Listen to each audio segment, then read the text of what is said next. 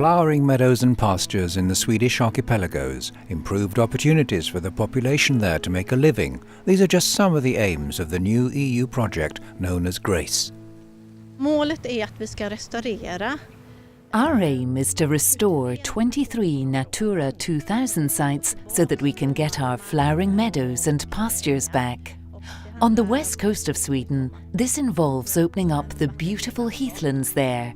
Here in Blekinge and Stockholm, it involves clearing the scrub vegetation round the valuable old oaks in these habitats. Som finns i de här miljöerna.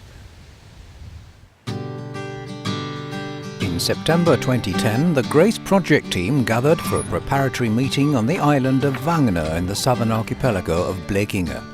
The project will see the county administrative boards of Västra Götaland, Halland, Blekinge and Stockholm restore 990 hectares of overgrown habitats through clearing, burning and introducing grazing animals. The EU is covering half of the total cost of 8.5 million euros and the Swedish Environmental Protection Agencies providing 34%.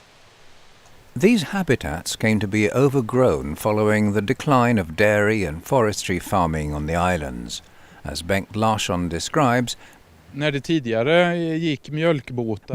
used to travel around the archipelagos collecting fresh milk from the farms on the islands, which was then sold in the shops on the islands. But when it became a legal requirement to pasteurize milk at a dairy, that ceased to be profitable.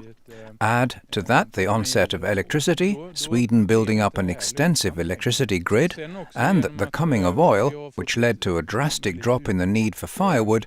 All that, says Bengt, led to these areas of land being abandoned a long time ago. The GRACE project can help by improving the opportunities for the coastal inhabitants to make a living from grazing animals, tourism and local produce.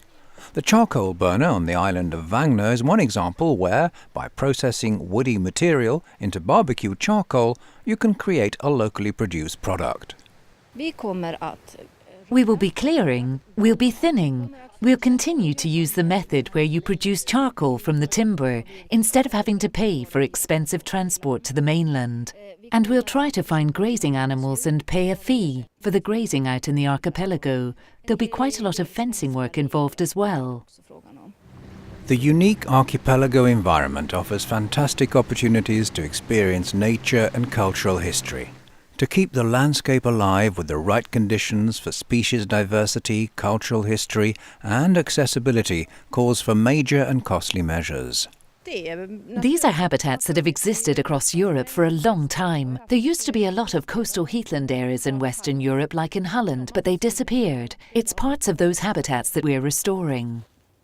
Restoration measures are also underway on the island and nature reserve of Kärringboda, south of Stockholm, where Mats Nordin from Stockholm's administrative board confirms they'll be continuing with this work. He says improved housing for the animals is essential if they're to maintain the animal stock that's already there, and especially to enable more to be brought in to continue with the restoration. Mats is pleased to say that they're building a new barn for this purpose, adding that it's usually very difficult to obtain funding for new animal housing. Even though it is, he says, a very sound investment since it's a way of securing grazing well into the future. In order to conserve biodiversity, the EU has created a network of protected areas to prevent further loss of species and habitats. This has involved each EU member state identifying such sites in their respective countries. And there's more to it than just protecting the site. It needs to be managed as well in order to conserve its values. Many of these sites are extremely overgrown. That's why the EU is contributing half of the 8.5 million euros we're getting to restore these habitats.